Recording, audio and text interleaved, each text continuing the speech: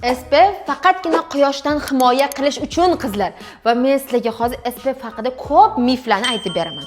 Birinchisi, SPF ning tarkibidagi oqartiruvchi, SPF ning tarkibidagi ajinlarga degan narsa yo'q narsa. Ya'ni faqatgina SPF olib umuman uxot olmasangiz, sizni dog'ingiz birdan ocharib qolmaydi.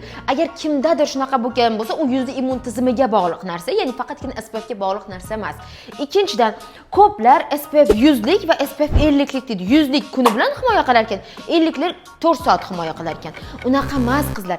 Agar haqiqatdan ham professional SPF bo'lsa, 50 plus SPF ham normada himoya qiladi. Lekin Koreyaga borganimda shunaqa narsa dedi. Bizani quyoshli o'lkamizda SPF ni iloji boricha agar makiyaj qilmasangiz har 2 soatda almashtirish bu norma holat qizlar.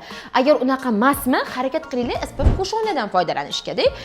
Lekin mana men 100 surtdim, kuni bilan yuraman, bu 50 surtdi, past yurish kerak degan narsa yo'q. 100 SPF bu marketingga xod, 50 bu norma, chunki uni filtrlash juda qiyin narsa. Xo'sh, siz SPF da qanaqa miflar ishlatgansizlar? Umuman olganda SPF ishlatasizlarmi? Menga bu juda ham qiziq.